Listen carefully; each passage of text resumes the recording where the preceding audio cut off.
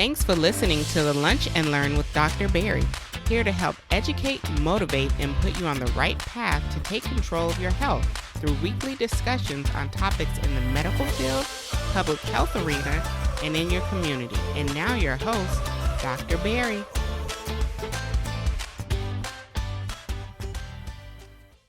And welcome to another episode of the Lunch and Learn with Dr. Barry. I'm your host, Dr. Barry Pierre, your favorite board-certified internist, founder of drbarrypr.com, as well as the CEO of Pierre Medical Consulting, helping you empower yourself for better health with the #1 podcast of patient advocacy, affirmation, and education.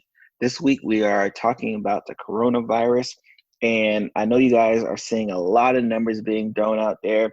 If you follow me on my Facebook page and my YouTube page, you know I just recently dropped a video titled 2 million and counting, meaning that here in the United States, for my United States listeners, we crossed the 2 million mark as far as the number of confirmed cases of the coronavirus here in the United States. And there's a lot of people who are concerned and surprised by that number, but I have someone who isn't, right? I have Velton Showell, who is an epidemiologist with an MPH in epidemiology and a minor in infection prevention control from Drexel University, Thornside School of Public Health.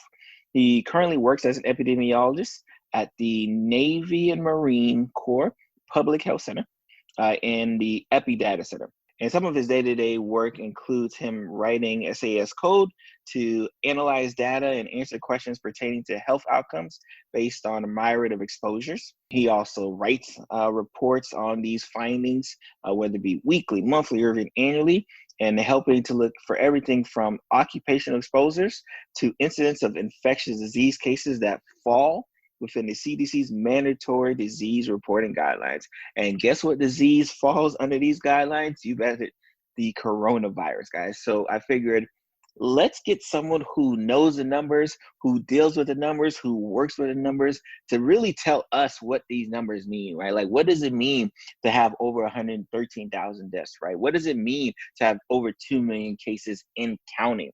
And what does all of these states that are reopening up like business is normal, what does that mean for you, the general public, especially for those in the Lunch and Learn community who listen to us faithfully? So let's get ready for another amazing episode. And he's going to say some things that are really going to shock and surprise. And in fact, one of the statements like caught me speechless for a few seconds on a podcast. So I definitely can't wait for you to get and check out this episode. Like always, if you have not had a chance, make sure leave your 5-star review on Apple Podcasts. Drop me a comment to let me know what you think about the episode on Apple Podcasts. It is such an amazing process going to you guys here with the coronavirus and talking about how we can educate ourselves here in the Lunch and Learn community. Let's get ready for another amazing episode here on the Lunch and Learn with Dr. Barry. This podcast is sponsored by the Lunch and Learn Community Merchandise Store, living out the motto, empower yourself for better health. At the store, you can get your favorite t-shirts, coffee mugs, even wristbands, and more. For a limited time, you can get 10% off your next purchase using the coupon code EMPOWER10. That's EMPOWER10, EMPOWER10. Just go to shop.drbarrypr.com to pick up your purchase and get 10% off today. And remember, 50% of your purchases will be donated to the 5-Star Scholarship Foundation, a nonprofit organization for high school students. All right, Lunch and Learn community, you just heard an amazing introduction from a good friend of mine, practically considered family, who is really going to be educating us. Obviously, I know you guys have probably been inundated with coronaviruses and the discussion of coronavirus. Every time you turn around, you read a blog, you listen to a podcast. But I really want us to kind of understand what the numbers actually mean. So I figure, let's get an expert who can actually tell us, right? Because there's a lot of numbers floating out there.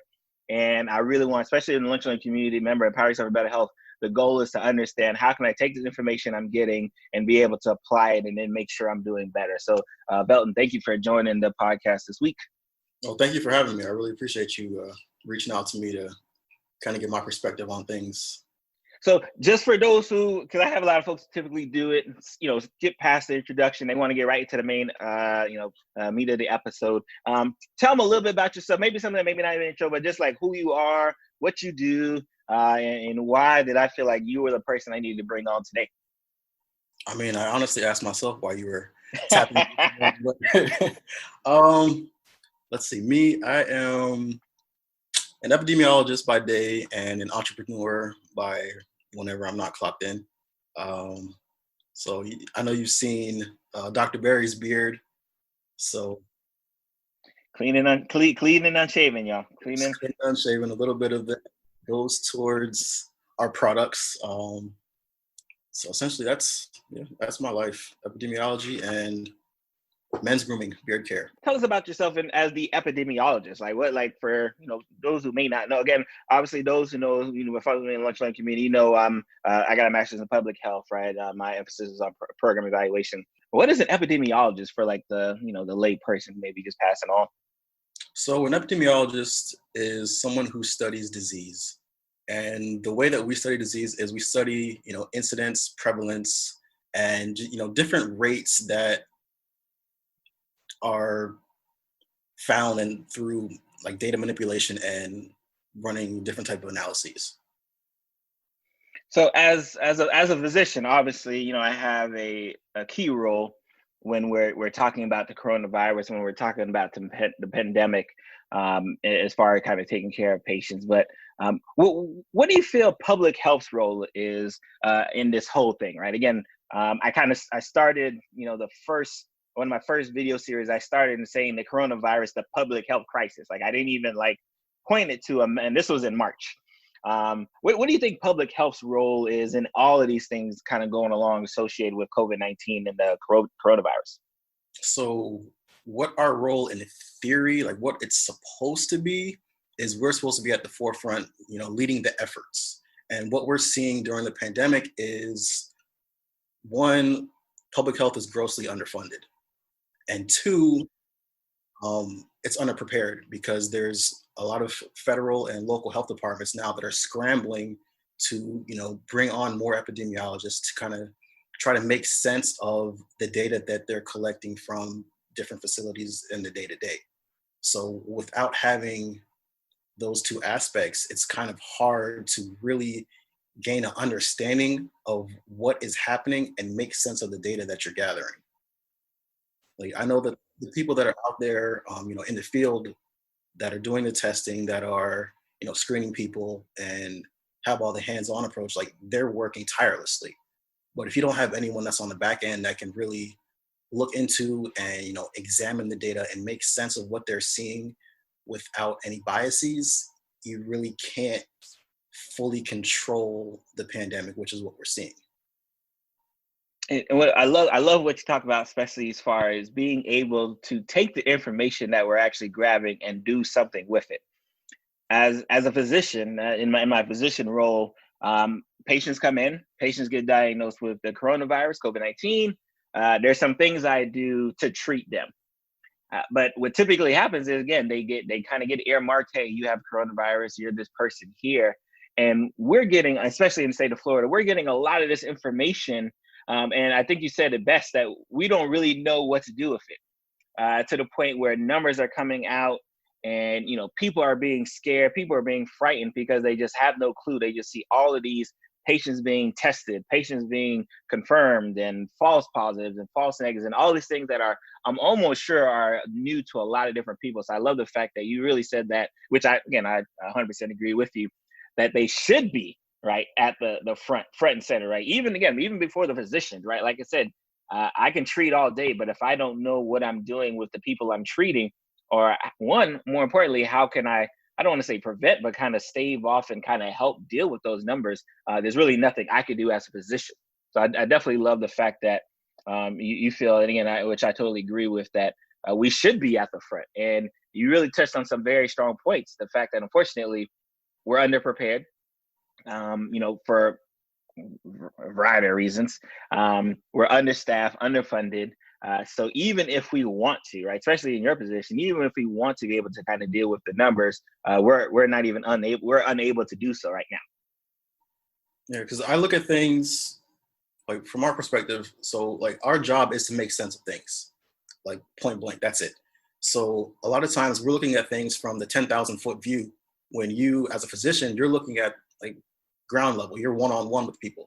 So we're taking all of your combined one-on-ones with every other physician and, facility nurse practitioner, whoever's seeing these patients. We're taking all of that data and combining that to kind of get the bigger picture. Like, what are these pockets telling us, or what is this area? What is this city telling us? And we translate that, using different equations, some different statistical methods in order to really delve into, what's happening and provide the statistics and the numbers that people, use as talking points. And you see like a rate of 25 per 10,000 or something like that, just throwing something out there. So it really shows why accurate reporting is important in this current pandemic, because any discrepancies between the data and actuality, it can, one, cost lives, and any one life lost is too many, and two, it can cause a distrust between public health professionals and the public, which is another thing that we're seeing, because you have a lot of fake news, and I guess to throw it out there, and people using data that they may have seen, but they don't fully understand, to try to drive home a point that isn't factual, and it doesn't really make sense in the scientific sense of things. One thing, obviously, we're both on social media, especially Twitter. Twitter's one of my favorite social media platforms. One, because of the immediacy of the news that we receive, and just the ability to kind of be able to kind of reach out, talk to a lot of different experts in many different fields. But of course, there's a lot of non-experts also on a lot of our social media platforms. Everyone's an expert on Twitter. What do you mean? Right. So especially as an epidemiologist, right? What are some of the the more common things that may have kind of hit your timelines, or that you might have scrolled by, where you're like, no, like that's definitely not what you're supposed to take, especially as a numbers guy and as a person who like, no, this is the facts. Like there really is no gray area when I'm dealing with, because that's what it sounds like for you. There's no gray area. This is what the numbers tell me. What are some of the common like misconceptions that you're seeing really associated, especially since March, kind of associated with the coronavirus and the pandemic and everything? So I know that you saw this, because I remember tweeting. I don't know if you saw my actual tweet. Initially there was a lot of coronavirus, like COVID-19 is not affecting Black people. Yes. We are somehow immune. And now we're seeing that it's the exact opposite, due to the health disparities that are already present, pre-existing conditions and access to care and other things that really hit our communities hard. We're seeing that the coronavirus, COVID-19, is following the same trend, and it's hitting us harder than it's hitting other communities. So that was the big thing, because I remember when I first saw a tweet like that, and I remember saying, I want to see the data. Like, I need access to that data, because at the time I wasn't sure if they were, recording race or, socioeconomic status as something when they were, gathering their information and presenting, the incident cases. So I felt like that was something that's very important, because if you have these misconceptions, you're going to have people that are not following the guidelines, because it's like, hey, it can't happen to me, so why do I have to participate in this? Well, it's interesting, and I'm not sure, especially and you might have a little bit better purview, is that initially they weren't necessarily telling us about the race and the socioeconomic status. So I'm not sure if it was that they were collecting it, but they just weren't necessarily publishing it, or I have to assume that. I just have to pray that they were collecting it and just weren't publish it. Now, was there anything different on your end? Were you noticing that they were like just certain factions that were just straight publishing numbers, but wasn't giving us, especially the African American one? Because I saw that, and I'm like, first of all, I remember I was literally taking care of African American patients at the time who had COVID, and I'm like, guys, no, this no, don't believe that, please. Outside of HIPAA, I promise you, this is not true. Mm-hmm. Yeah, I didn't see anything like initially within the data and the way that it was reported. I didn't see anything that show that they were even, recording or reporting the rates of the people that were, cases or infected or, potential cases. Not initially. I know that, a month or two in, we started to see it more and more. And I'm not sure if that has to do with, recognizing the areas, like, especially in New York City, the areas that were hardest hit, and, kind of taking that broader view to break down who lives in that area, or if they did in fact have that information or started recording that information. What's interesting, especially when they first kind of started out, with even before they were calling it a pandemic, right? But once it really hit home, like, no, this is here to stay. Very common term that we heard a lot, especially when they were discussing quarantining people, keeping people in the house, curfews, and everything else. Was this phrase of flattening the curve? Can you talk a little bit about that, like, especially from an epidemiological standpoint, what that even means, and at least the level of importance of it, the quote unquote flattening of the curve, especially from a public health and epidemiological standpoint? Oh, definitely. So I guess I'll go from the beginning. Like, essentially, flattening the curve, it is looking at the epi curve, which shows us, incident or new cases over time. So the idea of flattening the curve is to use, different measures of intervention, such as social distancing, masking, et cetera, in order to quell the transmission and reduce the number of incident cases that we see each day, or whatever the reporting period is. Like in this case, it's a mandatory reported disease, so it's each day. And the idea is to use these methods to reduce the new transmission or the incident cases, so that in actuality, looking at the curve, if you don't have the same number of new cases each day, it's going to start to go down, down, down. And then it gets to the point where you're either having the people that are, quote unquote quarantined, they're not being infected. Those that are infected and diagnosed begin to recover, or you do have, the extreme, like the sad cases where people do pass on. But it's like the idea of, stopping the transmission or slowing it enough that the cases begin to decline and it flattens out so that there's no new transmission. I think you kind of touched a little bit on it. The fact that we do report new cases on a day-to-day basis. Like, what do you feel about that, right? Because I've gotten kind of different vantage points. I've heard people say, well, that's more of a scare tactic. I've heard people say, well, like, that's the only way we can really keep track. And again, I'm not advocating that they should just give us numbers once a week, but like, what do you feel about just being able to have like daily numbers and all these kind of stats? Like, again, especially when you start talking about numbers, people sometimes get overwhelmed, but obviously in you guys' feel like this is like everything to you.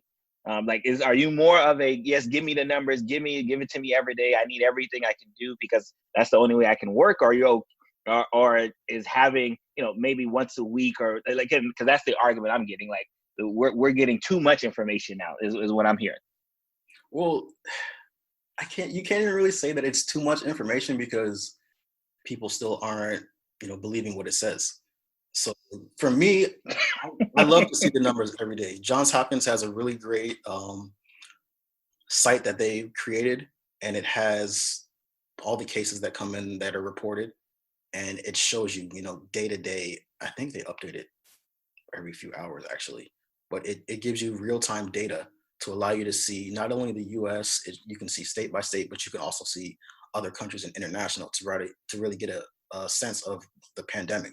It's a pandemic, so it's worldwide. So I think that seeing the data day to day is a great thing, because it really allows us to better understand what is happening, and we can recognize the trends. But the one thing about it is, in a lot of cases, it does take like the trained eye to really be able to dissect and digest what the graphs are telling us, because you can't just really always take it for face value or for what it is. You have to understand like the deeper trends and things that are happening. And speaking of kind of deeper trends, even now, and again, I'm not sure. And again, I definitely want you to touch on it a little bit later, as far as kind of where we're at now. But now this phrase of kind of contact tracing, like, okay, we've gotten to the point where, because again, for those who may not know, Lunch and Learn community, depending on when you listen to this, we've crossed the 2 million mark. Earlier in the week or the week prior. So there's a lot of people confirmed to have this virus. And now the discussion is contact tracing. Can you tell people what that is and why that's even important, especially in the public health realm? Sure. So contact tracing is exactly what it sounds like, exactly what it says. So it's when you identify either a case or a suspected case and you track their contacts. You go back through, the incubation period for COVID is 14 weeks. So you want to get the idea of where they have been and who they may have come in contact with throughout that period of time. Every time they've gone out or, to the store, wherever they've gone, you want to know where they've gone. And then it helps us to understand if their infection came from one of the locations that they were at. And by tracing, you can identify other cases who they may have been exposed to while at that place and tie those together. And it kind of creates this big web of, who's been where, who they've come in contact with. And it really begins to show you like the trend of the transmission. So for knowing where it started, right? Because I remember obviously when we first started, a big question that we would have for the patients is, oh, have you traveled anywhere? Like, have you been to China? Like that was like first of all, Lunch and Learn community, I just want to tell you the way we treat patients now versus how we used to treat them in March is so vastly different. In regards to what questions I would ask, and what even medications I'd put you on if you ended up in a hospital. But like I like now how now you're saying like, no, we need to find out if you went to a certain restaurant. We need to find out who you've been with. Because when I think about contact tracing, like I remember as a physician, literally our only way in was like, have you traveled anywhere? Right? Like that was literally our question. Like, oh, have you traveled? And it was yes, no, yeah. I had a friend who that was our only question. But this seems to be going a little bit deeper as far as, making sure like who are your points of contacts? Where were you at? Now, is there any downside to it? Because obviously me and you, we both follow some conspiracy theorists as well within social media as far as contact tracing. Like, do you see from a public health standpoint a downside, right, to being able to kind of trace our steps? So from a public health standpoint, no. Like all data to us, like is great. Like the more data we have, the more we can make sense of things. But from a personal privacy standpoint, yeah, that's a big problem, because I remember seeing something that Apple was trying to develop something where they can track people by their movements with their iPhones and the different towers. So giving that level of data, it really hinges on your privacy. So it's trying to find the balance between what's good for public health and what's good for like your privacy. And we've talked about that a lot, and the importance of it. Now, so of course, again, like I said, because I already know I'm going to have some members ask me like, well, Dr. Barry, how am I supposed to know that the data they're giving us, right, is even correct? Again, and I'll talk from a Florida perspective. There's been some disagreement, right, on the number of cases reported that our official Florida website, Florida, I think it's Florida COVID-19 or Florida something. I'll put it in the show notes. As far as the state's coronavirus website versus like this former scientist's website, like there's discrepancies. So how do you deal with that? Like again, as a physician, I'm one-to-one, right? I'm just taking the patient who I got a round on. That's the patient I'm going to take care of. But you're the person who has to deal with this data, right? And deal with the fact that you may not necessarily be getting all of the data. Like how difficult does that make your job? I mean, It does make it difficult, but we can't make up data. So we really have to just present what we're given and make sense of that, because that kind of gets into, how the whole, like the Wakefield case where he was falsifying the report because he had outside interests that were, paying him. And now there's the whole anti-vaxxer movement because he made this correlation that was later, retracted, but it was false. So it's trying to use what we have that's actual data and keep it honest and just keep it as pure and scientific as possible. Would you, and I love that you touched on that, because again, when I talk about how we treat people much differently now than before. There's a medication we used to always give patients in the beginning. It's a very popular medication for patients who have rheumatoid arthritis, Plaquenil. And there was a study out, I forget, I want to say France or Italy, kind of published it, said like, no, like this is the medication you have to give your coronavirus patients. And of course, what do? Because everything's new, we gave everybody that medication, only to find out later on, right, that that data wasn't as good as projected. And fortunately, we took it at, not even, I want to say fall out of favor, we snatched it out of favor and don't prescribe it. So I always get that question, especially for people who, I don't want to say are opponents of you numbers guys, right?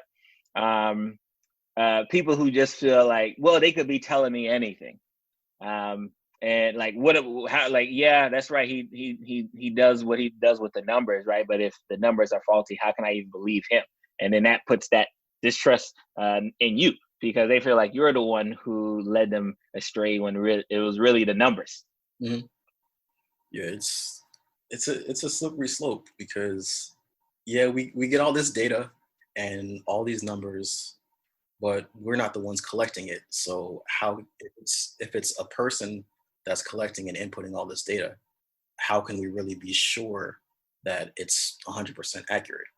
So it really makes things difficult, but at the same time, our job is to report the facts based on what we have, and that's all we can do. And kind of tying in, especially our initial discussion as far as kind of the flattening of the curve, and the reason why we kind of went on quarantine, the reason why conferences were closed, and sports industries were shut down, this onus of flattening the curve. And now you're starting to have states open up again, right? So as the public health official here, like what do you think about that, right? Like what do you think that like holds for you? I will kind of talk about my thoughts of what I'm already starting to see, but like I definitely want to know from a public health perspective, like what do you think is going to happen now that the states are starting to open up again, really across the country? I think it's tricky because we've seen some states that have possibly flattened the curve, but they've then later had huge jumps in cases once they've opened back up. Like we've seen pockets in Arizona, Texas, Florida. And like Arizona, for example, they had a huge increase in new cases as soon as they opened back up, like maybe 2 weeks after. And I saw a news conference where the director of their major hospital system she was very concerned. She was talking and saying that the same thing that they initially came out with, if we don't quote unquote flatten the curve, then our hospital is going to be overrun and we're not going to be able to handle all the people that are presenting with this illness. So if they don't have the capacity to handle these new cases, it makes it difficult, because you take Florida for another example. Now, you guys have been opening up and it's pretty much back to normal over there. We're seeing increases in cases since they've opened back up, but they're turning a blind eye to it for some reason. And if this continues, it can end up being worse than it initially was. And wow, okay. The thing with viruses is that they don't respect these man-made borders that we have. So if you open a state and all the surrounding states are closed, it goes to kind of what Governor Cuomo was saying about New York. And he was talking about if he closes New York State and Connecticut and New Jersey stay open, his residents aren't going to stay in New York. They're going to go, visit family, or we want to have a night out. So we're going to go to a bar in New Jersey, a bar in Connecticut. And then they come back home and they were in contact with someone who had COVID-19 and now they have it. So they're coming back into the city or wherever they live in New York, and say they go to work or, they run to the grocery store, they're potentially spreading what they've gotten from this other state to their state, which is going to, create more cases within New York. So the idea of closing some states and keeping some open, it really doesn't do what people think it does, because we travel so much more than people have in previous generations. Like, people always want to reference the flu pandemic of 1918, but travel wasn't as prominent as it is now. Everyone didn't have a car. Everyone didn't have, access to flights the way that they do now. So it really kind of shifts your train of thought, because it's like, well, this state's open. Why can't we be open? It's not that bad. So you get the whole argument where, states are reopening, it's not that bad, when in fact, yes, states have seen, what we, in some states, like what they would identify as like a flattening of their curve. But then you have the other states that are seeing increases after they've opened. So it's really tricky, but it's not at the same time if we, follow the public health guidelines that we have put in place. And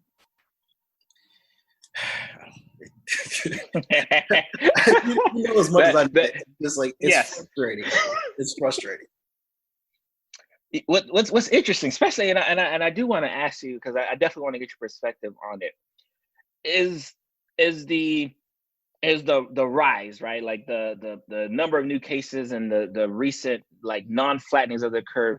Is this something that we could have predicted with our initial numbers, right? Is this should this be a shock to us that as we open up, more cases and more deaths are happening, or was this, especially from a data standpoint, was this more of an anomaly in that regards?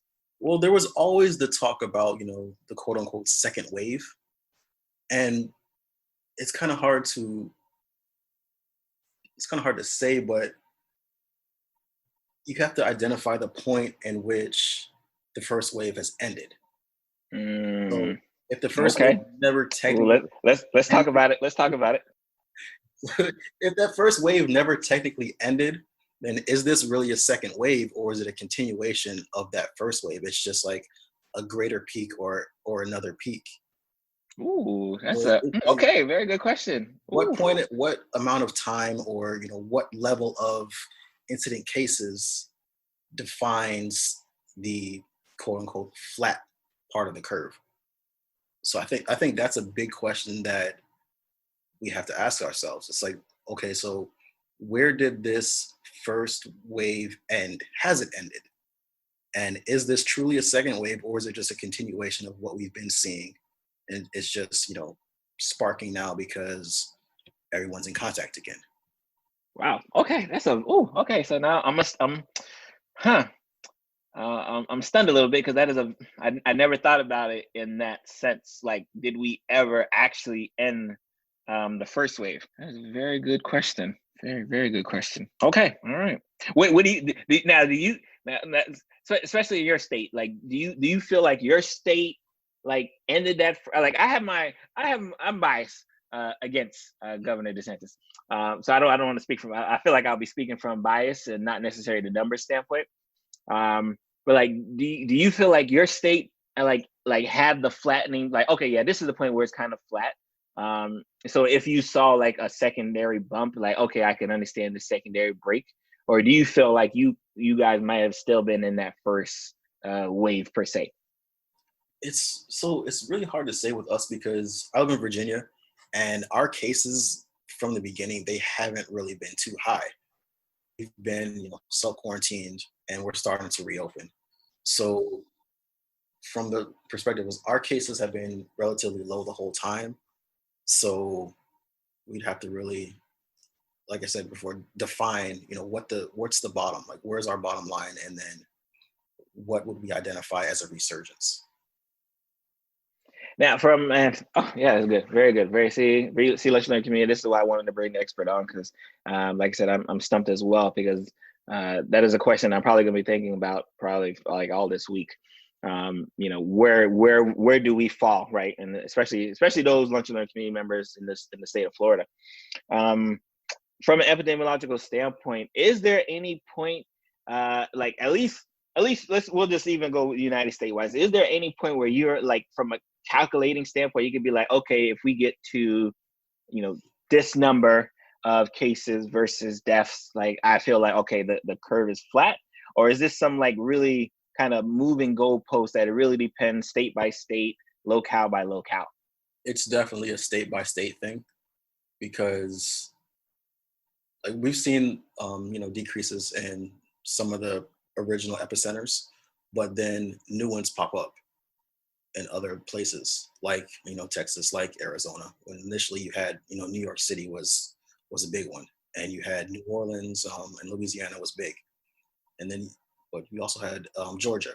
So you kind of see like this shift of, these states are starting to calm down, but then these states are picking up. Like, why? Why is that happening?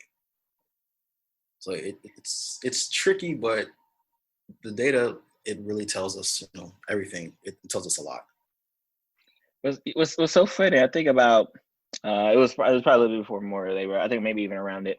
I saw it was a Newsbreak article that popped up on my phone that said that Palm Beach County, of course, the county I live in, was going to be a new epicenter, right, for coronavirus cases and everything else. And of course, at the time, I'm like, yeah, right, we've been good and everything else. And for those who know, especially the state of Florida, the three major counties, as far as COVID-19 cases, are Dade County, Broward County, Palm Beach County. We were at third. We were about a little bit under 2,000 cases lower than Broward County, who was is in second place, and Dade County was just in a different stratosphere as far as our comparison.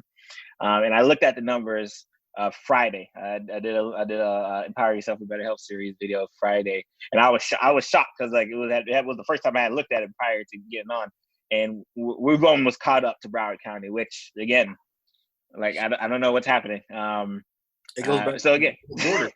You have people that live in Palm Beach that may work in Broward County, or people in Broward County that may travel to Palm Beach for family gatherings, or to go to the beach, or to go to the store, or whatever. So it goes back to, people aren't staying in one place. People are able to move freely, so the diseases aren't respecting these boundaries that we have.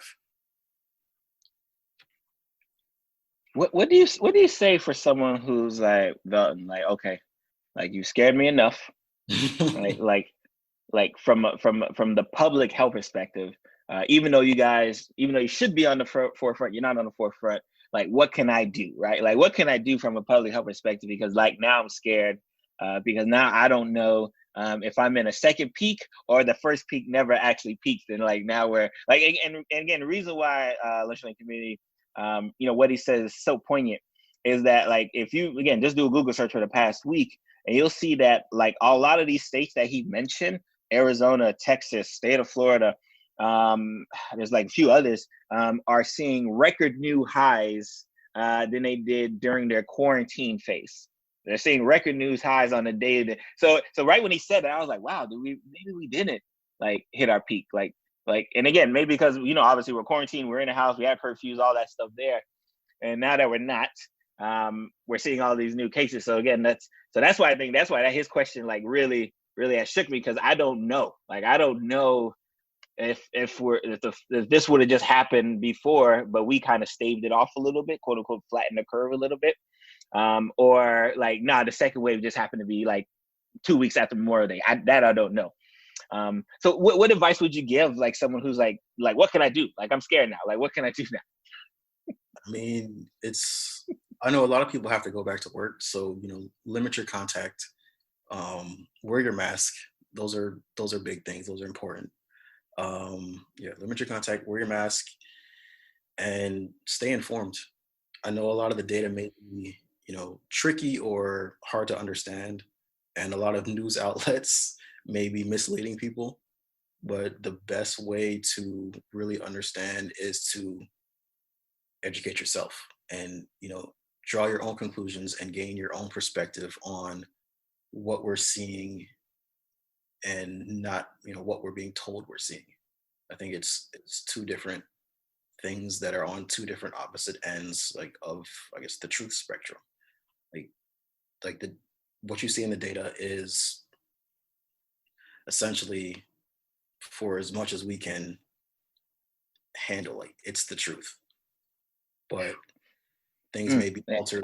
Lunch like me. I don't know if that pierced you like it pierced me. He said, "What we're seeing is the truth. Like, it just is what it is." Yeah, I mean, yeah. Was it men lie, women lie, numbers don't? Woo! So let's talk about it. You have to just look at it and draw your own conclusions, but try to look at it with an unbiased eye, because a lot of what we're given and presented may have some type of biases. So, do your due diligence and really educate yourself the best you can, because it is a rather serious situation, and you do want to be as informed as possible. And very good question. I just thought it's funny. I thought of the question like as you're saying, and I was congratulating myself for thinking of a very good question. One, actually a couple. And from a public health perspective, are those 2 million cases that you're seeing from your perspective, from an epidemiological standpoint, is that surprising to you? And then 2, and this is a question that I'm pretty sure you've gotten, I gotten all the time: did flattening the curve actually work? So I think those are the 2 questions I want to end this before and before we kind of talk about yourself and promoting all that. Like is from an epidemiological perspective, are you shocked and surprised by the 2 million confirmed cases? And 2, did flattening your curve actually work for us? So, I mean, based on the early projections, I'm not shocked at all at the 2 million cases. I actually expected it to be a lot higher at this point. Okay. But we had the issues with access to testing and really the accuracy of a lot of the tests initially, and just trying to get that whole thing off the ground. So I think that we missed a lot of cases. A lot of cases were turned away, and it was still with the efficacy of tests, like, there were still some that were probably misdiagnosed, which goes both ways. Like, there were people that were false positives, false negatives. So it works both ways. But I feel like those 3 things kind of impacted the numbers, especially in the beginning. And once social distancing was implemented, I do believe that it was working, but there were so many opposing factors towards like dumb people, and we could say it on the Lunch and Learn podcast. Yes. There's a lot of dumb people out there. Yes. He's not gonna say it because he's a professional, but I can say it. A lot of y'all were dumb. A lot of y'all, we just gotta throw it out there. A lot of y'all were dumb. So sorry. I just wanted, because I know he's professional, so he wasn't gonna say it. In Lunch and Learn community, how. I mean, we saw early the family in New York City. They had the family dinner, and then they lost a lot of family members because, like, oh well, it's just the 12, the 13 of us. We're all family, so what can go wrong? And the extreme happened. So it's just like ignoring the guide. Like, the guidelines are in place for a reason. So ignoring them or having this idea that you're invincible or like this can't happen to me, it really undermines the essence of what's trying to be done with these guidelines. So would you say flattening your curve worked? Where do you fall on that?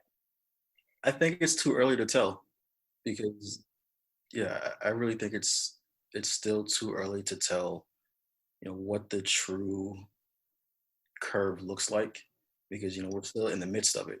Ooh, he's going right back to it, y'all. He is doubling down and saying, like, what, I don't think we ever missed the first. I don't think the first never ended. That's what he's saying, Lunch and Learn community. And honestly, as I keep on talking, I'm actually agreeing with him. I really don't think we we finished that first wave, and unfortunately, we're going to see over this, especially over the summer, we're gonna see some numbers that is gonna be very scary to us. I love it. Again, before we let you go, first of all, I just want to thank you for joining the Learn to Learn podcast and really educating us and getting us on point, because clearly we're seeing a lot of numbers. We're seeing a lot of scare tactics, right? We're seeing a lot of propaganda. But as you said, you're a data person, right? So all you can do is work with the data, and if the data tells you something different than someone else is telling you, you got to go with the data. So I definitely appreciate you for jumping and joining the Lunch Learn podcast. Well, I thank you for having me. I'm a long-time listener, so anything I can do to help out, support, educate, I'm always here, and I really appreciate it. A lot of you guys probably don't know, but I've told the story a few times that when I was actually, applying for graduate school, I reached out to Dr. Berry, and he wrote me a letter of recommendation for my graduate program. Like when I went back to school, I was, 4 or 5 years out of undergrad. So it was the access to, my previous professors was pretty much like null and void. They weren't going to remember me coming from a big state school. So, to be able to reach out to Dr. Berry and, get his recommendation was big, and it helped me to get onto my path. So I'm forever appreciative to him for being a man of his word and doing what he says to uplift not only the Black community but the health community in itself. So I love to see it. I appreciate it a lot, and listen, I didn't even pay him for that.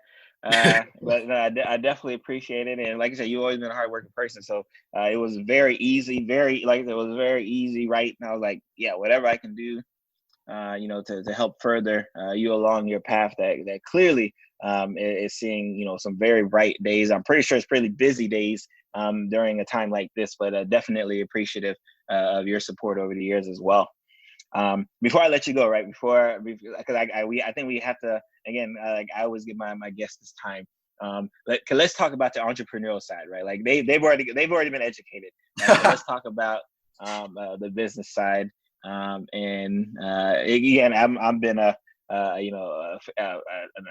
appreciative customer of Clean and Shaven. Let's talk a little bit about where that started, what made you like go in that route, and how is it doing, and where can people find your products? Like this is promo time. Let's talk to them. Okay, yeah. So yeah, you're right. You're one of my first customers. So from that first batch that I made for distribution, you were one of my first customers. So Clean and Unshaven is a men's grooming company that I founded in order to provide clean products, which is free of any chemicals or additives, and they're all natural. So clean products for the unshaven man. And what it was born out of was purchasing products from a store and seeing this list of ingredients on the back that I needed like my formal training to understand. Like those chemistry classes, those biology classes, those came in handy when reading the labels to really understand what they were putting in these products. So I stripped it down and I did some research. I did 4 or 5 months of research just to really understand, what can make hair grow, what can, keep hair moisturized, how can you mix these things together, what's the proper temperature to heat it to, all these different things, just to get the best product possible to, provide you with that clean look, because nowadays things in office spaces are more open, so you can have the full beard, but you still want to be well groomed in the sense that it looks good. And that's where my company was born out of, Clean and Unshaven. I love it. And how can they find you? So my website is cleanandunshaven.com, and you can find me on Instagram. I'll send Barry the handles, and he can put them in the notes of this. Oh yeah, it will definitely be in the show notes. Please support. If you're trying to grow a beard, you got a beard. Someone who got a beard. It's and what products do we have on there? Just let them know what products you got on there. So we have a our original, which is the mango beard butter, and then we have the mango oil, which is like the favorite. Like, everyone loves the way that smells.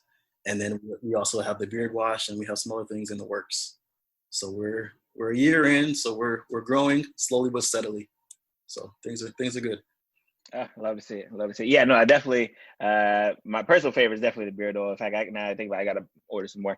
Yeah, that's definitely one of my personal favorite ones. I'm like, because it's worse is right when you know, especially at the end of the day, you're in the hospital and everything else, right? And then you gotta touch your face and it's like dry as like sandpaper, right? Like it's one of the worst feelings. So being able to have someone to kind of keep it moisturized throughout the day, right? Like it's such a plus, such a plus. And again, obviously, when you go to the hospital, I know you guys are there to get well, right? But you actually want your physician looking good while doing it, right? So that's always an important thing for me.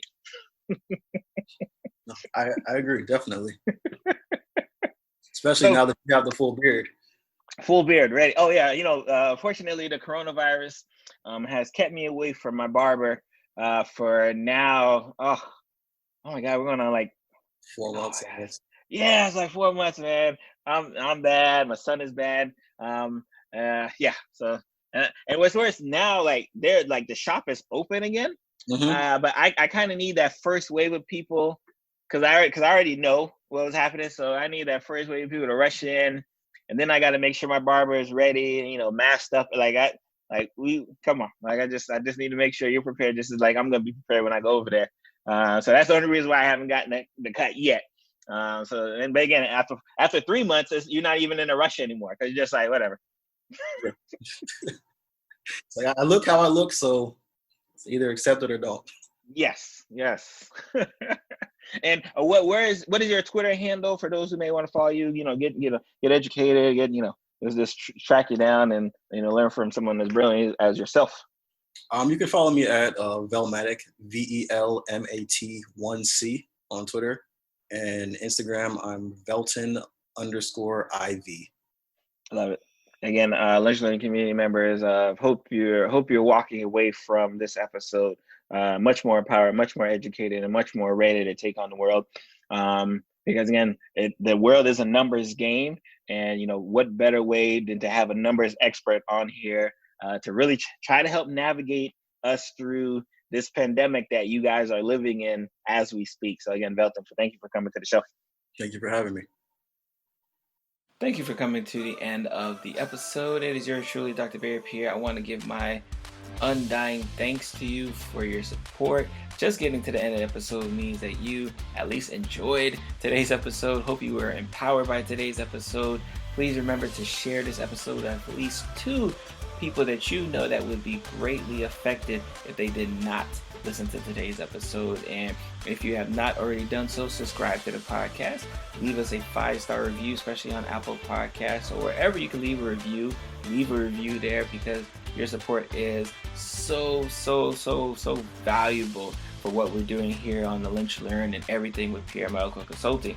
And if you have not done so, go ahead and join the listserv. To join the listserv is very easy. Just grab your phone right now. I'll pause. Join the listserv. You want to text Lunch Learn Pod. This is all going to be one word, Lunch Learn Pod, to 44222. And you'll be on the listserv. You'll know exactly when new episodes are coming out. You'll know about new episodes before they actually come out because I usually tell my listserv members, hey, this is what I'm working on. These are the guests that you should expect to hear for the week on. Thank you, guys. You have a blessed day, and I'm going to see you guys next week.